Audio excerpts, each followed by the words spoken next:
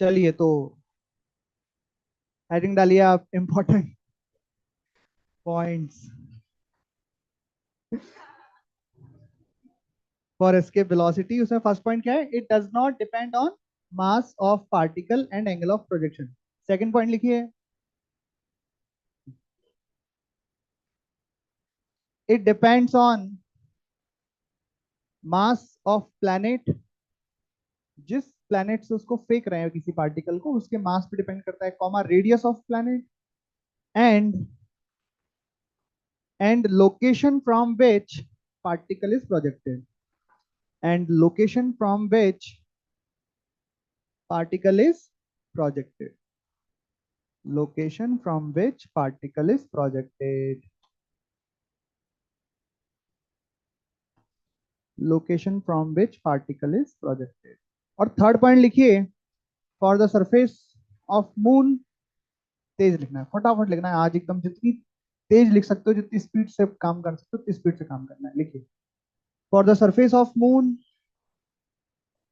VE escape velocity बराबर 2.31 kilometre पर second. 2.31 kilometre पर सेकेंड। ये कहाँ के लिए है? मून के लिए। तो for the surface of moon escape velocity बराबर this, which is less than RMS speed, which is less than RMS speed of gas molecule, which is less than RMS। क्या होता है? गैस स्पीड नहीं हो तुम्हारा? Root mean square speed, RMS speed of gas molecule। So there is no atmosphere at moon। So there is no atmosphere at moon। Gas जो वहां पे है, गैस मॉलिक्यूल्स जो हैं उनकी स्पीड इससे ज्यादा है, तो वो मून से एस्केप हो गए, चले गए, और मून पे एटमॉस्फेयर ही नहीं है, ऐसा कहना चाहता। ठीक है, चलिए एक क्वेश्चन लिखिए। फाइंड, क्वेश्चन नंबर कौन सा चल रहा है? 19। तो 19 लिखिए, find minimum speed v for which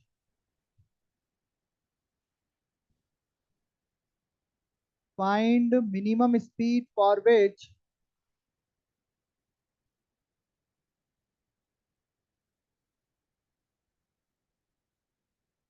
find minimum speed for which particle will escape from particle will escape from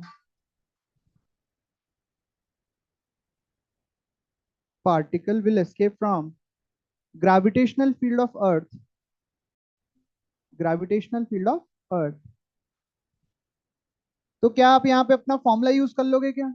नहीं करोगे। वो फॉर्मूला केवल कब वैलिड है? जो आपको कल लिखाया था, जब आपको जब पार्टिकल सरफेस से प्रोजेक्ट किया जा रहा है। समझ में आई बात? लेकिन डेरिवेशन इसका वैसे ही होगा जैसे हमने कल किया था। कुल मिला के क्या लगानी है? Energy conservation. एस्केप का मतलब होता है किसी पार्टिकल को ग्रेविटेशनल फील्ड से बाहर निकाल दिया जाए, और ग्रेविटेशनल फील्ड कहां तक होता है? अनंत तक होता है। तो कुल मिला के इस पार्टिकल को इतनी वेलोसिटी से फेंकना है कि ये इनफाइनाइट पे पहुंच जाए। समझ में आई बात? तो मान लो पहुंच गया, ऐसे नहीं जाता, ऐसे ऑर्बिट बड़ी होती जाती है, पर ठीक है, कैसे भी करके पहुंच गया। हमें जस्ट इन्फिनिटी तक ही पहुंचाना है, मतलब यहाँ पे जाके अगर रुक भी जाए ना ये, तो हमें कोई दिक्कत नहीं है। इसका मास एम नॉट मान लेते हैं, और ये अर्थ है, तो अर्थ का मास एम ई और रेडियस आर ई मान लेते हैं। कोई दिक्कत यहाँ तक? हम चाहते हैं कि यहाँ तक पहुंचा, अनंत तक पहुंचे, वहां जाके रुक जा वाली, में कोई दिक्कत नहीं। क्या लगा दें? Energy conservation. Kinetic initial potential बराबर के फाइनल प्लस यू फाइनल। अब क्या लिखेंगे बताइए? करो सवाल, चलो लिखो, वैल्यू डालो इसमें। अब इधर देखिए, अब काइनेटिक एनर्जी इनिशियल, तो पार्टिकल को फेंका जा रहा है वी स्पीड से, तो हम लिखेंगे half m nought v square. ठीक है क्या? पोटेंशियल एनर्जी इनिशियल बताएंगे, इधर से बताएंगे। जल्दी जल्दी बताते जाओ, कोने में खड़े रहो, कॉस्ट के बगल में जो खड़े थे। हाँ जी बताइए, पोटेंशियल एनर्जी इनिशियल क्या लिखे पार्टिकल की, जबकि पार्टिकल यहाँ पे है, सेंटर से आया कोई डिस्टेंस पर। नहीं, हाँ ना में जवाब दे दो। नहीं आता तो इतना क्या सोच रहा है? नहीं आता तो क्या आ जाएगा? क्या पैदा हो जाएगा कहीं से? डाउनलोड हो जाएगा कि सर डाउनलोडिंग चल रही है अभी अभी मैंने? नहीं आता ना? आता है कि नहीं आता? तो टाइम खराब मत करो बेटा। नेक्स्ट। खड़े हो तो जाओ, जाते हो बेशरम। वो देखो कितना महान है, बैठे बैठे मना कर रहा है। खड़े होके मना करो ना यार। नेक्स्ट। गलत है। सॉलिड स्फीयर है ना ये, उसके अंदर है ना। क्या होता है अंदर का फॉर्मूला, सॉलिड स्फीयर के अंदर के पोटेंशियल का फॉर्मूला? जल्दी जल्दी भैया। नेक्स्ट फॉर्मूला, सॉलिड स्फीयर के अंदर वाला। आपको अलग न्यूट्रिशन दे दें क्या? खड़े हो जाना चाचा।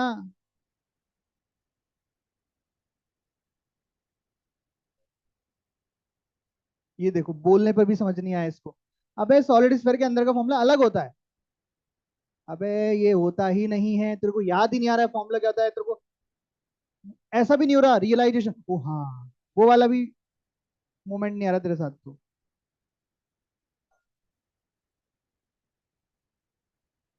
वेरी गुड, ये तो रहा फॉर्मूला पोटेंशियल का। अब बताओ उसको यूज कैसे करूं और पोटेंशियल एनर्जी कैसे लिखूं?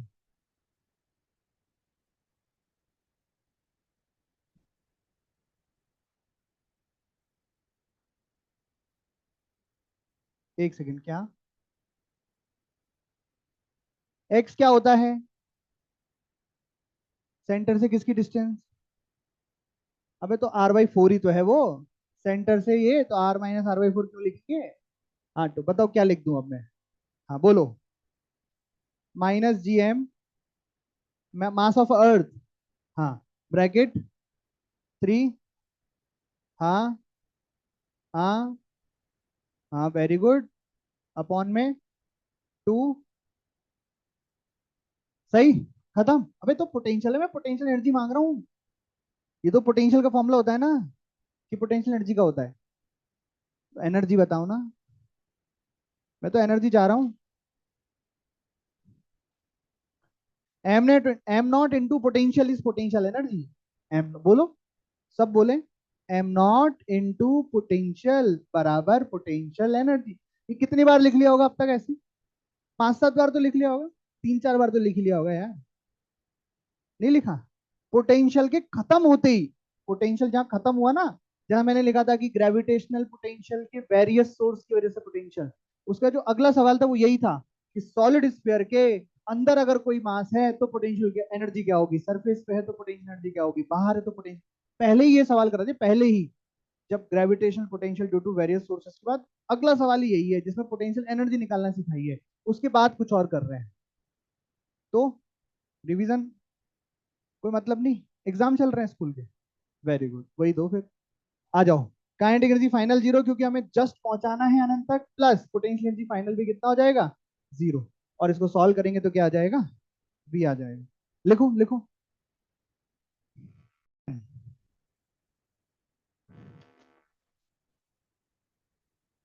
47 GM अपॉन 16 R, मतलब मास ऑफ अर्थ है ये, radius of earth. Am not मास है पार्टिकल का, और मजे की बात पार्टिकल का मास तो कट ही जाता है, तो कट गया। और ये आ रही हो गया, ठीक है। लिखो। चलिए नेक्स्ट क्वेश्चन लिखिए। Question number 20। लिखो। फाइंड, क्वेश्चन नंबर 20 लिखिए। Find gravitational potential, find gravitational potential at the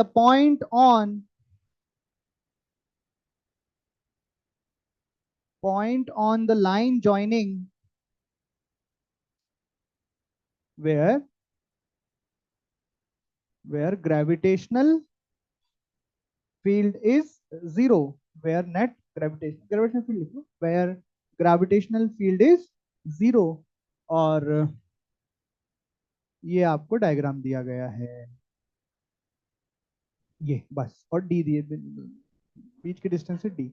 आपसे क्या पूछा है, फिर मैं रिपीट कर देता हूं, आपसे उस पॉइंट का पोटेंशियल पूछा है जहां पर नेट ग्रेविटेशनल फील्ड जीरो होगा।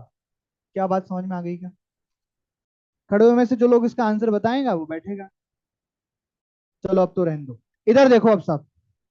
तो ऐसा बोला गया है, पूछा गया है कि जिस पॉइंट पर फील्ड जीरो हो उस पॉइंट पर पोटेंशियल निकालो। तो पहले तो पॉइंट निकालना पड़ेगा जहां पे फील्ड जीरो होगा। तो वो पॉइंट हमें पता है इसके बीच में कहीं आएगा।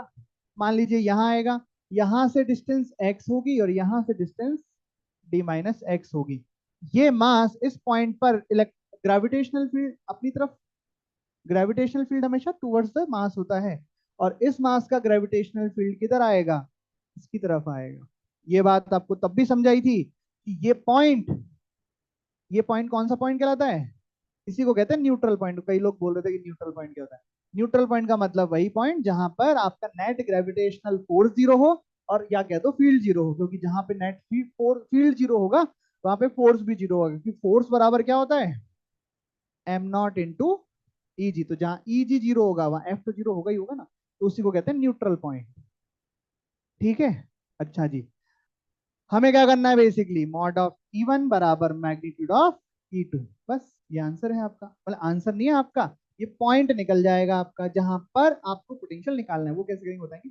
ई वन क्या लिखे पहले, g m upon x square बराबर g 9n upon d minus x square, और काट पीट दो, रूट ले लो, एक्स बराबर 3 upon d minus x, x बराबर डी/4। हाँ भाई देखो, ये जो पॉइंट आता है न्यूट्रल पॉइंट, ये हमेशा छोटे वाले मास के पास आता है, और ये बात आपको पहले भी समझाई थी। छोटे वाले मास के पास इसलिए आता है क्योंकि नेट जीरो होना है, इसका तो मास ऑलरेडी बड़ा है। अगर पॉइंट इसके पास आ जाएगा तो इसका फील्ड बहुत बड़ा हो जाएगा, क्योंकि मास भी बड़ा है, डिस्टेंस भी छोटी है। बेचारे का मास भी छोटा है और डिस्टेंस भी तुम बड़ी कर दो, तो फिर बैलेंस कैसे होगा। इसलिए हमेशा छोटे वाले मास की तरफ ही न्यूट्रल पॉइंट आता है। ऐसे एक सवाल है डीपीवी में, करा होगा आप लोगों ने, आप तो करते ही हो अच्छे बच्चे। चलो, उसके बाद आपको क्या निकालना है, इधर देखो, खत्म नहीं हुआ भाई सवाल अभी, अभी तो आधा काम हुआ है। आधा काम ये रहा, M9M। अच्छा, आधे काम को करने से पहले आपको एक बात और बताऊं, मजेदार बात। जैसे जैसे इमेजिन करो, ये अपनी धरती है, अर्थ है, और ये है चंद्रमा, मून है ये। तो अर्थ और मून के बीच में एक ऐसा पॉइंट होगा जो कि न्यूट्रल पॉइंट होगा, जिस पर अर्थ और मून के ग्रेविटेशनल फील्ड की नेट वैल्यू जीरो आ जाएगी। अब सोचना, यहां से आपने बॉल फेंकी, अगर बॉल न्यूट्रल पॉइंट के इधर है तो वापस अर्थ ही उसको अट्रैक्ट कर लेगी, अपने पास बुला लेगी। आपने इतने से फेंकी कि वो एकदम इसी पॉइंट पे जाके रुक गई, तो यहीं रुकी रह जाएगी, क्योंकि यहाँ पे तो नेट फोर्स फिर जीरो ही है, कोई खींच ही नहीं पा रहा है इसको, दोनों का एकदम कट के खत्म हो गया। और इतनी जोर से फेंकी कि इसको जस्ट पार कर लिया, तो फिर मून पे चली जाएगी, क्योंकि इसके इधर ये जीत रहा है, इसके इधर ये जीत रहा है, ये मतलब E2 जीत रहा है। मतलब जब आप इस पॉइंट से इधर वाले किसी पॉइंट पर फील्ड निकालोगे ना, तो E1 का मैग्नीट्यूड बड़ा आएगा, E2 का छोटा आएगा, मिलके E1 जीत जाएगा वेक्टर समेशन होकर, और इधर कौन जीत जाएगा, E2। तभी तो यहाँ पे दोनों बराबर है। समझ गए क्या। खैर, हमें ये निकालना नहीं था, हमें तो निकालना था ये जो न्यूट्रल पॉइंट आया है, जो कि यहाँ से dy4 पे है और यहाँ से 3dy4 पे है, इस पॉइंट पर पोटेंशियल क्या होगा, ये कौन बताना चाहेगा खड़े हुए में से कोई। दो पॉइंट मासेस हैं, पॉइंट पी पर पोटेंशियल बताना है, कैसे बताते हैं। कुछ ड्यू टू वेरियस सोर्सेस में दूसरा पॉइंट लिखाया है कि अगर किसी पॉइंट पे पोटेंशियल बताना है तो सभी के पोटेंशियल का समेशन कर दो। तो पोटेंशियल एट पी बराबर हो जाएगा बेसिकली P1 प्लस P2। इसका पोटेंशियल कितना होगा, -Gm/d/4 -G9m/3d/4। ये आंसर हो गया। लिखो, वेक्टर समेशन नहीं होगा क्योंकि स्केलर क्वांटिटी है पोटेंशियल। तो ये हो गया। क्वेश्चन नंबर 21 लिखिए।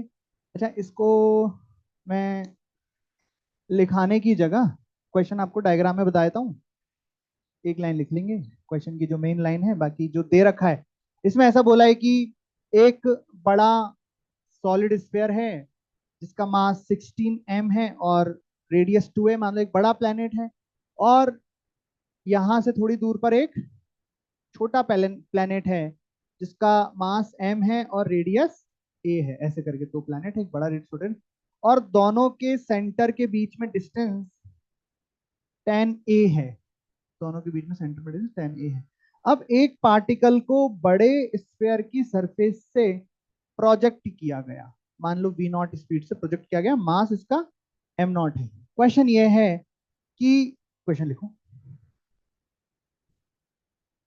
क्वेश्चन है लिखिए, find minimum velocity of the particle such that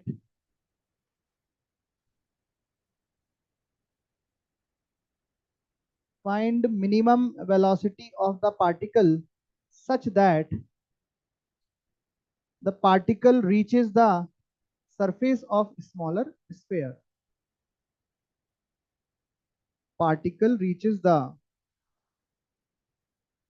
surface of the smaller sphere. कहाँ से प्रोजेक्ट किया पार्टिकल को? बड़ी सरफेस, बड़े स्फीयर की सरफेस से, और पहुंचाना कहाँ है? छोटे स्फीयर की सरफेस पर। तो बताना है मिनिमम वेलोसिटी क्या होनी चाहिए। करिए, चलिए। तो बिल्कुल सही बात है इसमें। ये पूछा है, एक तरह से स्केप वाला ही हो गया, लेकिन स्केप नहीं कराना है हमें, तो यहाँ से यहाँ पहुंचाना है। पर जब ऐसे केसेस हो, यहाँ से वहाँ वेलोसिटी वहां पहुंचा, तो एनर्जी कंजर्वेशन बेसिकली आपका एक तरीका होता है, क्योंकि यहाँ पे जो वर्क डन कर रहा है वो कौन सा फोर्स कर रहा है? Conservative force. तो एनर्जी कंजर्वेशन तो आप लगा सकते हो ग्रेविटेशन के सवाल में, है ना? ठीक है। फिर आपको एक चीज और बताएंगे कि आप एंगुलर मोमेंटम कंजर्वेशन भी लगा सकते हो about the centre of planet, centre of the planet, centre of the sphere ना, वो बाद में बताएंगे। अभी तो एनर्जी कंजर्वेशन का हो जाएगा। पर बात यह है कि एनर्जी कंजर्वेशन कहां से कहां तक हमें यहां तक पहुंचाना है, तो क्या हमें यहां से यहां तक एनर्जी कंजर्वेशन लगाना पड़ेगा? या हम ये सोचे, जो मैं आपको एग्जांपल दे रहा था कि अर्थ है, मून है, तो आपको अगर मून पे कोई चीज पहुंचानी है तो आपको मून तक पहुंचाने की जरूरत नहीं है, वो जो न्यूट्रल पॉइंट है वहां से थोड़ा सा आगे निकाल दो, फिर मून अपने आप उसको अपनी तरफ खींच लेगा। तो बेसिकली आपको यहाँ पे एक न्यूट्रल पॉइंट मिलेगा, यहाँ कहीं पे छोटे वाले मास के पास होता है, तो यहाँ कहीं मान लेते ये कहीं न्यूट्रल पॉइंट है। आपको बस पार्टिकल को इतना धक्का मारना है कि न्यूट्रल पॉइंट से थोड़ा सा, मतलब न्यूट्रल पॉइंट तक पहुंच जाए। उसके बाद फिर चंद्रमा उसको, चंद्रमा है क्या मतलब, छोटा वाला स्फीयर उसको अपना अपनी तरफ अट्रैक्ट कर लेगा। तो उसके लिए आपको पहले ये पॉइंट निकालना पड़ेगा, पॉइंट निकालना पड़ेगा। और ये पॉइंट कैसे निकालेंगे? ये पॉइंट क्या है? जहां पे फील्ड क्या हो जाए? बराबर E1 बराबर E2। तो E1 बराबर E2, ये पॉइंट सॉलिड स्फीयर के बाहर है, ये पॉइंट भी इस वाले सॉलिड स्फीयर के बाहर है। तो हमें बाहर वाले फील्ड के फॉर्मूले लगाने पड़ेंगे, और बाहर वाले फील्ड का फॉर्मूला होता है G16m। यहां से यहां तक की डिस्टेंस को अगर x मान लिया जाए तो x स्क्वायर, और G m अपॉन, बताइए इधर क्या लिखूं? इधर मैंने एक्स स्क्वायर लिख दिया, इसके नीचे क्या लिखूं? 10a माइनस एक्स का स्क्वायर, और यहां से आएगी x की वैल्यू। ये नोट करिए और x की वैल्यू निकालिए। इससे तो x निकलेगा, अभी काम खत्म नहीं हुआ है, अभी मेन मैकेनिकल एनर्जी कंजर्वेशन लगाना बाकी है। कहां से कहां तक? इनिशियल से फाइनल तक। और इनिशियल क्या होगा? इनिशियल वो पॉइंट होगा जहां से फेंका गया है, और फाइनल ये पॉइंट होगा जहां पर ये न्यूट्रल पॉइंट आएगा। ये करना है आपको, करिए, लिखो। पहले एक्स बताओ कितना आया? 8a आया एक्स, सही बात है, 8a।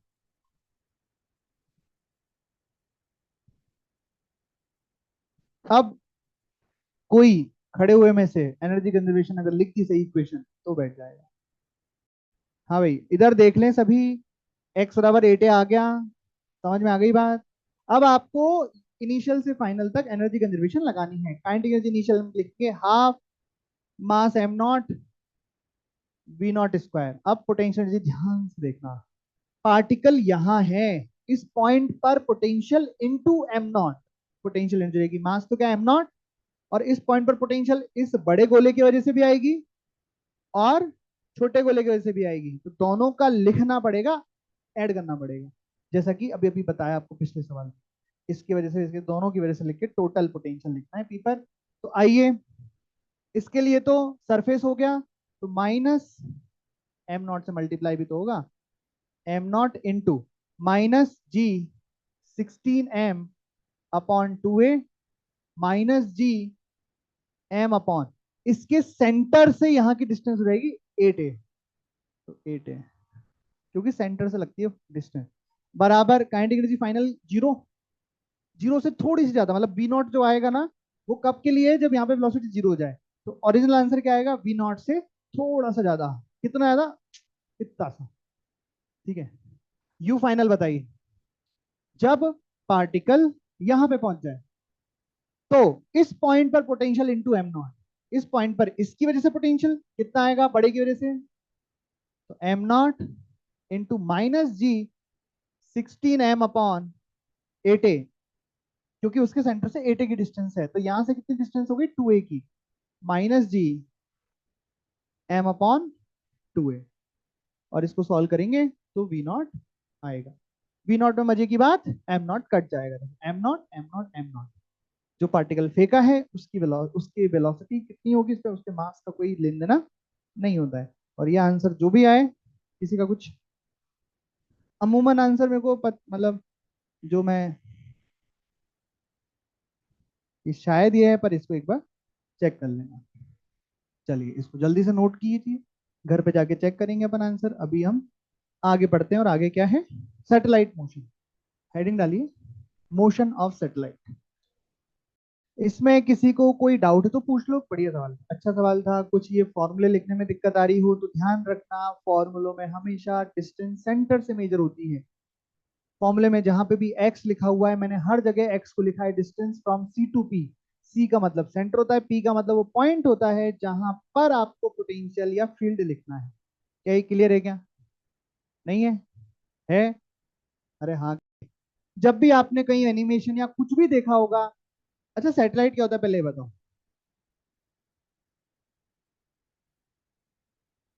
कोई भी प्लैनेट के चारों तरफ जो घूमता है वो सैटेलाइट है। प्लैनेट के चारों तरफ जो घूमता है वो सैटेलाइट है ना। उसका पर्सनल होता है सैटेलाइट, उस प्लैनेट के चारों तरफ भी घूमता है। और कई आर्टिफिशियल सैटेलाइट होते हैं, कई नेचुरल सैटेलाइट होते हैं। वो सब तरह के सैटेलाइटों के लिए ये वैलिड है जो हम पढ़ रहे हैं। मान लीजिए कोई प्लैनेट है, प्लैनेट का मास एमपी है, radius RP, mass of planet, mass of radius. आपने जब भी कभी एनिमेशन देखा हो, कुछ भी देखा होगा, तो आपने देखा होगा कि जो ऑर्बिट रहती है सैटेलाइट की, कैसी भी ऑर्बिट हो सकती है, लेकिन आपने कभी गौर किया कि सैटेलाइट के ऑर्बिट का सेंटर और उस प्लैनेट का सेंटर सेम ही होता है? ऐसा क्यों होता है बताओ? मान लो ऐसा नहीं हुआ तो क्या होगा, तो मैं आपको बताता हूँ। कि मान लीजिए आपने बोला कि नहीं यार, हम तो ऐसी सैटेलाइट बनाएंगे जो ऐसे घूमेगी, इसका सेंटर यहाँ होगा ऑर्बिट का, और प्लैनेट का तो ये रहा। तो इसमें फोर्सेस देखो, इस पर ग्रेविटेशनल फोर्स ऐसे लगेगा, पर सेंट्रीपिटल सेंट्रीफ्यूगल फोर्स ऐसे लगेगा। अब होना चाहिए बैलेंस, तभी तो ऑर्बिट स्टेबल होगी, पर ये बैलेंस नहीं होंगे। इसके दो कंपोनेंट हो जाएंगे, एक इधर एक इधर। ये वाला तो चलो इसमें बैलेंस कर लिया, पर जो ये वाला कंपोनेंट है उसको नीचे नीचे लाएगा, और एट द एंड उसको फिर सेंटर के अबाउट ही घुमाने लग जाएगा। इसमें क्या होगा, यहाँ पे एक फोर्स इधर लगेगा, एक फोर्स इधर लगेगा, दोनों बैलेंस करेंगे और मस्त इस ऑर्बिट में घूमती रहेगी। इसमें भी सेम ऐसा ही होगा, क्योंकि ग्रेविटेशन फोर्स तो हमेशा सेंटर की तरफ ही लगा। मतलब ठीक है, छोटी बात, कोई खास बात नहीं है, पर सुन ली हमने। फिर आती है ऑर्बिटल वेलोसिटी। ऑर्बिटल वेलोसिटी का क्या मतलब है? ऑर्बिटल वेलोसिटी का मतलब है जिस ऑर्बिट में घूम रही है वहां पे उसकी वेलोसिटी क्या होगी। ये बात हमें पता है कि किसी भी ऑर्बिट में घूमने के लिए एक फिक्स वेलोसिटी होनी चाहिए। थोड़ी भी ज्यादा वेलोसिटी हुई तो वो ऑर्बिट से बाहर दूसरी ऑर्बिट में चला जाएगा, बहुत ज्यादा दे दी तो एस्केप भी कर जाएगा, और अगर उससे कम दी तो छोटी ऑर्बिट में घूमने लगेगा, और बहुत ही कम दे दी तो हो सकता है गिर भी जाए। गिर भी जाए किस पर?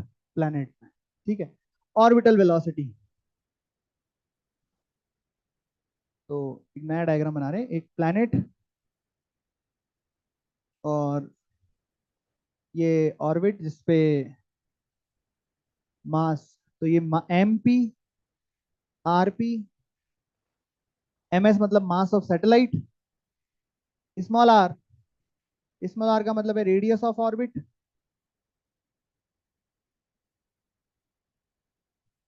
कई जगह आपको रेडियस ऑफ ऑर्बिट ना ऐसे लिखनी पड़ेगी, radius of planet plus H. H क्या है? Height from the surface. तो ये रेडियस प्लस एच वो लिख सकते हैं, आपको देने के ऊपर है क्या दिया जाए।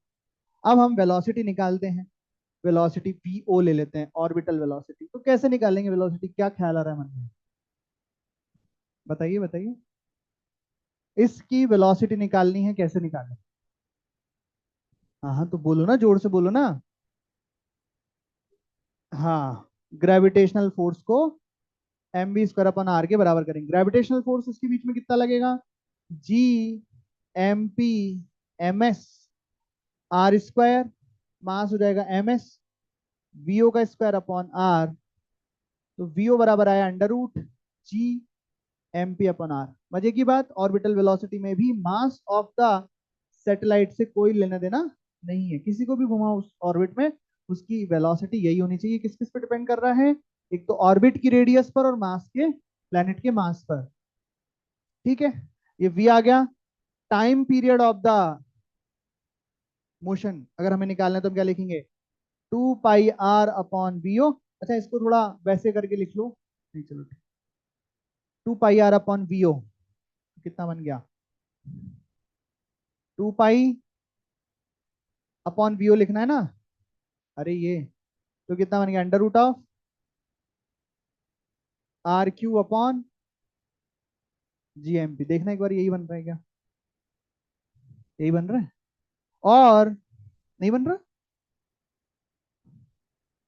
एक बार और देख।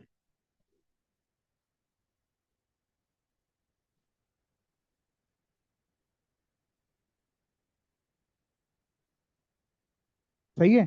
चलिए, इसका स्क्वायर कर रहे हैं अगर दोनों साइड, तो t² बराबर 2 पाई² r³ डिवाइडेड बाय gmp। अब देखना मैं क्या कहने वाला हूं, कि अगर मास ऑफ द प्लैनेट सेम है, मास ऑफ द प्लैनेट अगर सेम है, तो टाइम पीरियड सिर्फ किस पे डिपेंड करेगा? आर पर। आर क्या है? Radius of the orbit. अलग अलग ऑर्बिट के लिए अलग अलग टाइम पीरियड आएगा। सही बात है, अलग अलग ऑर्बिट के लिए अलग अलग स्पीड आएगी, अलग अलग स्पीड के लिए अलग अलग टाइम पीरियड आएगा।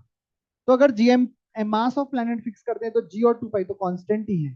तो मैं कह सकता हूं कि t² is directly proportional to r³। t² r³ के प्रोपोर्शनल आता है। पर क्या सेम होना चाहिए? जिस भी आप कंपेयर कर रहे हो दो सिचुएशन में, दोनों सिचुएशन में जो प्लैनेट का मास है वो सेम होना चाहिए। था नहीं? होगा ना? था तो कहाँ, पहले था ना। ठीक है, लिखिए। तो मोशन ऑफ द, ये सॉरी, हाँ, मोशन ऑफ द प्लैनेट में हम क्या क्या पढ़ने वाले हैं? एक तो ये पढ़ने वाले हैं orbital velocity, time period, time period का आर के साथ रिलेशन। फिर हम पढ़ने वाले डिफरेंट टाइप्स ऑफ सैटेलाइट, जैसे नियर अर्थ सरफेस, नियर अर्थ सैटेलाइट, और एक होती है जियो स्टेशनरी सैटेलाइट। फिर हम पढ़ने वाले energy, energy of the satellite. और फिर पढ़ेंगे angular momentum of the satellite. ये ऐसे सैटेलाइट खत्म हो जाएंगी, और फिर अपना चालू होगा Kepler's. If radius of orbit of satellite is,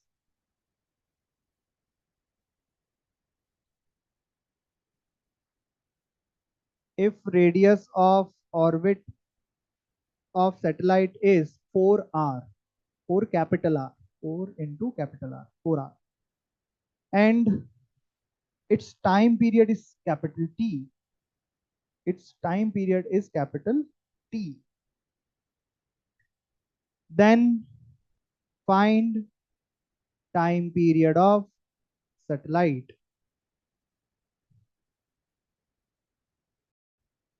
Then find time period of satellite orbiting at height, orbiting at height 5r, capital R, 5 capital R, from surface। पहले क्या लिखा हुआ है, पहले समझे जल्दी से। जब radius of orbit is 4r है, तो रेडियस r1 कितनी है? 4r। तो टाइम पीरियड कितना है? Capital T. अब बताइए नई रेडियस कितनी है? 5r नहीं है, 6r है। 5r तो हाइट है फ्रॉम द सरफेस, और रेडियस ऑफ r अपने प्लेनेट की, तो रेडियस ऑफ ऑर्बिट कितनी हो जाएगी? 6r। और T2 पूछा है क्या होगा। ये है कुल मिला के सवाल। इसे बस आपको ध्यान रखना है कि 6r है रेडियस ऑफ द ऑर्बिट, क्योंकि वो हाइट दी हुई है, साफ साफ लिखा हुआ है सवाल में, आपको ध्यान देना है। उसके बाद ये देखो रिलेशन आई रखा है, t²। तो हम लिखेंगे T1/T2 बराबर R1/R2 3। बस वैल्यूज डाल देंगे जिसकी जो भी है। T/T2 स्क्वायर, 4r/6r, तो 4/6, r से r कट ही गया, क्यूब क्यूब, और यहां से आ जाएगा T2 ऐसे। सही। हाँ भाई, हेडिंग लगा, ये तो लिख ही लिया, समझ में भी आ गया। साधारण सवाल है एकदम, पर आते हैं ऐसे सवाल, है ना। नियर अर्थ सैटेलाइट, नियर अर्थ सैटेलाइट का मतलब क्या है, जो अर्थ की सरफेस के बहुत पास घूम रही हो। अब बहुत पास का मतलब ये थोड़ा ना है कि धरती पे ही चल रही हो, ट्रक थोड़ी है, सैटेलाइट है। बहुत पास का मतलब है कि रेडियस ऑफ अर्थ कितनी होती है, 64,000, नहीं सॉरी 100, 6400 किलोमीटर, उसके कंपेरिजन में कम हाइट पे हो, ये होता है, ठीक है। तो हम उसमें क्या लिख देते हैं कि लगभग लगभग जो रेडियस ऑफ ऑर्बिट है, लगभग लगभग किसके बराबर है, रेडियस ऑफ अर्थ के बराबर है। ये अप्रोक्सीमेशन लेके हम उसकी orbital velocity and time period calculate कर लेते हैं, और उसको बोलते हैं ये है नियर अर्थ सैटेलाइट के लिए वेलोसिटी एंड टाइम पीरियड। तो बताइए, ऑर्बिटल वेलोसिटी का फॉर्मूला भी क्या देखा हमने, g M p, mass of the planet. इस केस में नियर अर्थ है तो अर्थ का मास लिखेंगे, m e upon radius earth की लिखेंगे, क्योंकि आर बराबर लगभग आर ई के बराबर। क्या ये चमक गया अच्छे से?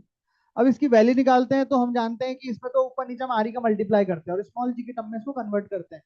तो ऊपर और नीचे आर ई का मल्टीप्लाई किया, तो क्या बन जाएगा, जी एम ई अपन आर ई स्क्वायर, जो कि स्मॉल जी होता है। तो इसको मैं लिख सकता हूँ स्मॉल जी इंटू आर ई। स्मॉल जी 9.8 और आर ई अपना पता ही है 6400 किलोमीटर को मीटर में कन्वर्ट करके एंड रूट करेंगे तो लगभग आता है ये। अच्छा, ये गौर से देखना जरा, एस के वेलोसिटी के साथ कुछ रिलेट कर रहे हैं क्या? एस के वेलोसिटी कितनी होती है, √2 GRE, और ये √GRE, तो ये √2 टाइम्स कम है, √2 टाइम्स कम है। जैसे वो आई थी 11.2 किलोमीटर पर सेकेंड, उसको डिवाइड कर दोगे √2 से तो ये आ जाएगा 8 किलोमीटर पर सेकेंड के आसपास इसका वेलोसिटी आएगा। और टाइम पीरियड निकाल लेते हैं जरा, टाइम पीरियड लिखेंगे 2 पाई आर, आर किसकी हो जाएगी, radius of earth, upon speed, speed तो यही हो जाएगी ना, अरे √GRE। चलो सॉल्व करना, कितना आ गया, 2 पाई अंडर रूट RE/G।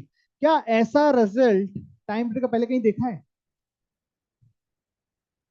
आपकी कॉपी में लिखा हुआ है, और मैंने उस वक्त ये कहा था कि ये बहुत स्पेशल नंबर है और बार बार देखने को मिलेगा इस चैप्टर में भी और अगले चैप्टर में, जहां जहां अर्थ से रिलेटेड कोई चीज आती है वहां वहां ये वाला आपको 2 पाई अंडर रूट RE/G आपको देखने को मिलेगा। और इसको सॉल्व करके आंसर कितना आता है, 84 मिनट्स, या लगभग लगभग 1.4 आवर्स। तो ये यहाँ पे भी यही आता है, वहां पे तो अलग ही चीज थी, पृथ्वी का टाइम पीरियड था, कितनी जोर से घूमे कि लोग उड़ने लग जाएं। और यहाँ पे है, ये है कि जो नियर सेटेलाइट है उसका टाइम पीरियड, और आगे भी कई जगह पे ये नंबर आएगा अलग अलग चीजों के लिए, है ना। टाइम पीरियड आ गया, भी आ गया, बस ठीक है, इतनी बातें इसमें बतानी है। इसके बाद अगली सेटेलाइट अपनी जियो, JIO नहीं, GEO, जियो स्टेशनरी सैटेलाइट।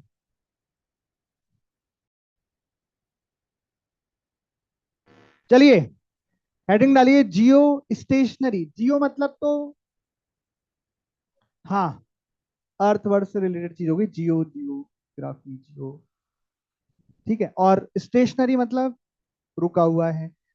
जियो स्टेशनरी सैटेलाइट मतलब एक ऐसा सैटेलाइट जो अर्थ के रिस्पेक्ट में रुका हुआ है। तो इसमें एक दो पॉइंट लिख लो, बस पॉइंट ही है इसमें, तो जानकारी ले रहे हैं बंदे जियो स्टेशन के बारे में कि क्या होती है, कितनी रेडियस पे घूमती है, इसकी स्पीड क्या होती है, टाइम पीरियड क्या होता है, वगैरह वगैरह। तो लिखिए कि these are stationary with respect to earth. इसका क्या मतलब है, इसका मतलब है कि जैसे आप छत पे खड़े होके आप ये जैसे हाँ, ये अर्थ है, ये छत पे आप खड़े हुए हैं ना, आप खड़े हुए, और यहाँ पे सैटेलाइट है, ये पेन सैटेलाइट है। तो आपने सुबह देखा वो रही सैटेलाइट ऊपर, ठीक है। आप शाम को आए वापस छत पे, फिर देखा फिर वही खड़ी है। अगले दिन सुबह आए तब भी वही थी, वही है। पर क्या वही है, नहीं, वो तो पूरी धरती साथ में ही घूम रहे हैं एक तरीके से, ऐसा समझ गए ना। तो इसका मतलब जो धरती का एंगुलर वेलोसिटी है वही एंगुलर वेलोसिटी उसकी होगी, जो धरती का टाइम पीरियड है वही टाइम पीरियड उसका होगा, जो धरती का डायरेक्शन है रोटेशन का वही उसका होगा, सब कुछ वही होगा। तो अगला अगला पॉइंट लिखते जाइए फटाफट। नेक्स्ट पॉइंट में लिखिए कि time period of satellite is equal to time period of earth.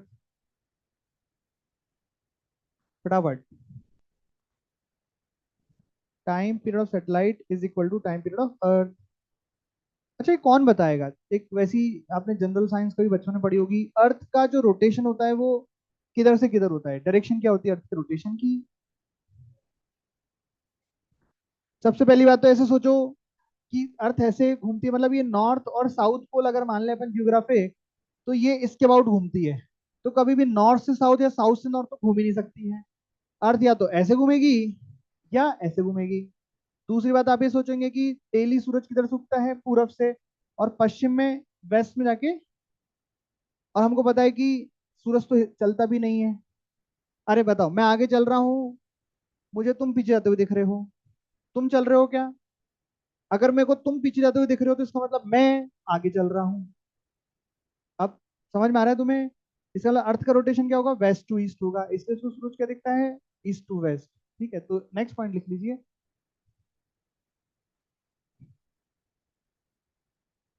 Direction of rotation is same as that of earth. West to east bracket में डाल लेना। Direction of rotation is same as that of earth, bracket में लिख लेना west to east.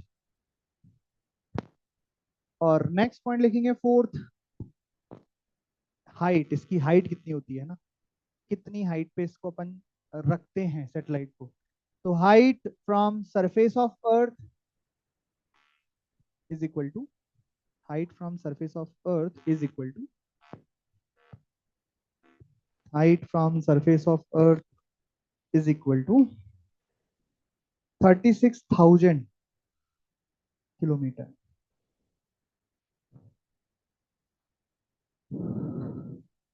ठीक है, इसको अगर रेडियस ऑफ अर्थ के टर्म में लिखना चाहे तो 5.6 आ रही के आसपास, रेडियस ऑफ अर्थ के टर्म में 5.6 आ रही। तो बताइए रेडियस ऑफ ऑर्बिट कितना हो गया, रेडियस ऑफ ऑर्बिट कितना हो गया, आर ई प्लस एच, 6.6 आ रही। इतने रेडियस पर ये जियोस्टेशन सैटेलाइट घूमती है। नेक्स्ट पॉइंट लिखिए, ये रेडियस ऑफ ऑर्बिट लिख लो, 6.6 आ रही। और नेक्स्ट पॉइंट लिखिए कि, लिखो यहां तक लिखो पहले जल्दी से।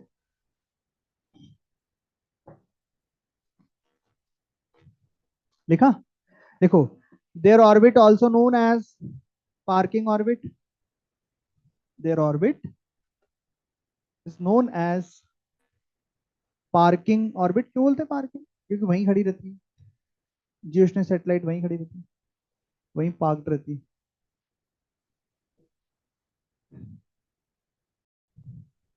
लास्ट पॉइंट, ऑर्बिटल वेलोसिटी क्या होती है इसकी, तो हम निकाल सकते हैं वैसे ऑर्बिटल वेलोसिटी, अंडर रूट जी m e upon small r करके, जो कि 3.1 किलोमीटर पर सेकेंड है।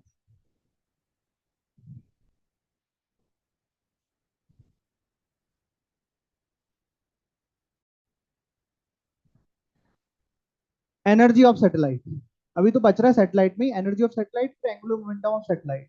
तो एनर्जी ऑफ सैटेलाइट हेडिंग डालिए। अब हम सभी जानते हैं एनर्जी अपनी क्या, दो, काइनेटिक एनर्जी, पोटेंशियल एनर्जी, और फिर टोटल एनर्जी। तो एक बार इधर देख लो और फिर लिख लेना। ये अपना कोई प्लैनेट हो गया, मास एमपी, रेडियस आरपी, और ये अपना कोई प्लैनेट हो, सैटेलाइट हो गया, जो कि ऑर्बिटल वेलोसिटी वीओ से घूम रहा है, इसकी ऑर्बिटल रेडियस हो गई स्मॉल आर। ये कुछ कुछ आपको उसकी याद दिलाएगा या पूरा ही याद दिला रहा है, बोर मॉडल की स्टार्टिंग से हम उसी की जैसी बातें कर रहे हैं, उसी जैसे काम कर रहे हैं। बस यहाँ पे ग्रेविटेशन फोर्स लग रहा है किसकी जगह पे, और थोड़ी फिजिक्स की बात ऑब्वियसली ज्यादा है एनर्जी कंजर्वेशन की, वो पर बेसिक बेसिक सब वही है। तो वहां पे भी आपने पहले काइनेटिक एनर्जी निकाली थी, यहाँ पे भी काइनेटिक एनर्जी निकाले थे, काइनेटिक एनर्जी ऑफ सैटेलाइट। उससे पहले ऑर्बिटल वेलोसिटी कितनी है, under root G M P upon small r, r is the radius of orbit. तो हाफ काइनेटिक एनर्जी किसकी, सैटेलाइट की, तो मास किसका आएगा, सैटेलाइट का, half m s g M P upon r, थोड़ा सजा के लिख दो तो g m s m P upon 2 r. फिर बात कर लेते पोटेंशियल एनर्जी की। Potential is the mass into potential, mass of the satellite, and potential इसकी वजह से यहाँ पे कितना आ जाएगा, माइनस। बाहर वाले किसी पॉइंट पे तो इतना ही आता है, थोड़ा सा ठीक करके लिख दो तो आ जाएगा minus g m s m P upon r. दोनों को ऐड कर देंगे तो क्या आ जाएगी, total energy satellite kinetic energy plus potential energy, जरा जोड़ो इन दोनों को, तो ये आएगा minus g m s m P upon two r. अब मैं जो लिखने जा रहा हूं वो आपने पहले से ही देखा हुआ है, देखना। काइनेटिक एनर्जी बराबर, यह है काइनेटिक एनर्जी, यह है पोटेंशियल एनर्जी। तो काइनेटिक एनर्जी बराबर पोटेंशियल एनर्जी, पोटेंशियल एनर्जी में क्या कर दूं कि काइनेटिक एनर्जी बन जाए, -1/2 से मल्टीप्लाई करो जरा इसमें, माइनस का मल्टीप्लाई करेंगे तो प्लस हो जाएगा, डिवाइड बाई टू तो ये बन जाएगा, अरे हाँ कि ना, बराबर टोटल एनर्जी। तो टोटल एनर्जी में ऐसा क्या करूं कि ये बन जाए काइनेटिक एनर्जी, एक माइनस कर, ये देख रखा है पहले, देखा, लिख लो अब।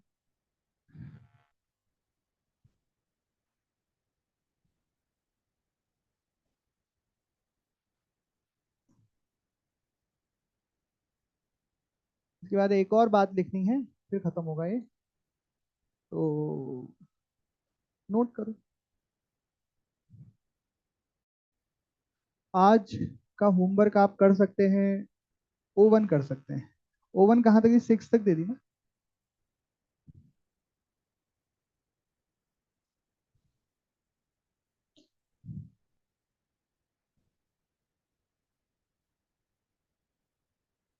20 तक कर लो। उसके अलावा डीपीपी कर लो। डीपीपी कहाँ तक हो गई, आज अभी बोल रहे थे आप 8 9 10 तक हो गई, तो 11 12 13 14 कर लो, कहाँ तक करोगे। जिन लोग ने अभी तक ग्रेविटेशन पढ़ना स्टार्ट नहीं किया है वो रहने दें, थोड़ा एक दो दिन का ही और बचा है, अगला ही चैप्टर पढ़ लेना, वरना फिर अगले चैप्टर में इसका बैकलॉग कंप्लीट करते रहो, क्योंकि पढ़ना स्टार्ट कर दोगे तो फिर छोड़ने का मन नहीं करेगा। ठीक है, समझ गए क्या, नहीं, अच्छा नहीं लगा ऐसा बोलना, तो फिर पढ़ लेते बेटा, घर जाके जल्दी से नोट्स पढ़ लेना अभी अभी तो, पूरे ग्रेविटेशन के एटलीस्ट फॉर्मूले और उनको कर लगाने के तरीके याद कर लेना। फिर कम से कम नहीं तो बिगनर बॉक्सेस तो पूरी कर ही लेना, पहली दूसरी, और ओवन लगा लेना, तो कम से कम फॉर्मूला लगाना आ जाएगा। एक चैप्टर तो ऐसा लगेगा 11वीं में कि भाई इससे हम नंबर ला पाएंगे एग्जाम में, है, अरे हाँ ना, कभी ना कभी तो देनी है ना मैंने एग्जाम, ये हमेशा टाइम पास ही चलता रहेगा, तो कभी तो ऐसा तो लगेगा यार 11वीं में इन इन चैप्टर में तो हम नंबर ले ही आएंगे, उनमें से ये एक है, इसको भी छोड़ दोगे तो फिर क्या पढ़ोगे।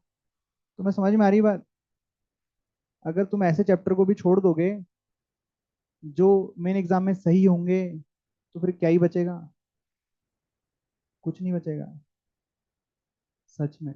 और अभी जो चैप्टर आने वाले हैं फिजिक्स में वो सारे चैप्टर वही हैं 11वीं में, जो सच में आपके एग्जाम में फिजिक्स में नंबर लाएंगे, है ना। इससे पहले आपने कितना ही जोर लगा के पढ़ा हो, अगर क्वेश्चन की मर्जी होगी तो ही सॉल्व होगा, नहीं होगी तो नहीं होगा। एडवांस की बात कर रहा हूँ, मेंस में सिंपल आते हैं, मेंस में सब हो जाएंगे, मेंस में मैकेनिक्स के भी हो जाएंगे, मेंस में इनके भी हो जाएंगे, लेकिन एडवांस में ये सिलेक्शन करवाते हैं, क्योंकि एडवांस अपने यहाँ पेपर तो ऐसे तो होते नहीं है कि यार ये 5 नंबर का सवाल आता है, इसमें से ऐसे आएगा ऐसे आएगा, इसमें से 1 नंबर, सब में से सेम नंबर के सवाल आते हैं, सवाल करने होते हैं, 50% नंबर चाहिए होते हैं जब एडवांस में सिलेक्शन के लिए, अच्छे रैंक के लिए 50% लगभग नंबर चाहिए, यही चैप्टर हैं, ऐसे ही चैप्टर हैं जो वहां तक पहुंचने में आपकी मदद करते हैं। इनको छोड़ दिया तो कुछ नहीं बचेगा, तो इनको मत छोड़ो, ठीक है क्या। जैसे गणित में अभी आपका चल रहा है कोऑर्डिनेट ज्योमेट्री, वो नहीं छोड़ना है किसी भी हालत में, ये वही चैप्टर हैं जो सिलेक्शन करवाते हैं। जैसे केमिस्ट्री में चलेगा ऑर्गेनिक, अगले साल आपका ऑर्गेनिक आएगा बहुत सारा, ऑर्गेनिक सर रटने में नहीं आती, कोई फर्क नहीं पड़ता, रटनी है, वही सिलेक्शन करवाती है। रैंक तो तब आएगी ना जब पहले सिलेक्शन होएगा, बोले सर रैंक लाने के लिए फिजिक्स मैथ्स चाहिए, वो पढ़ ली हमने, तो सिलेक्शन ही नहीं हो रहा, केमिस्ट्री ही नहीं कर पा रहे। तुम्हें समझ में आ रहा है ना, फिजिक्स मैथ्स में अच्छे चैप्टर रोटेशन पढ़ के रैंक इंप्रूव करेंगे, अगर रैंक तो तब इंप्रूव करेंगे, पहले सिलेक्शन की कट ऑफ तो क्लियर कर लो।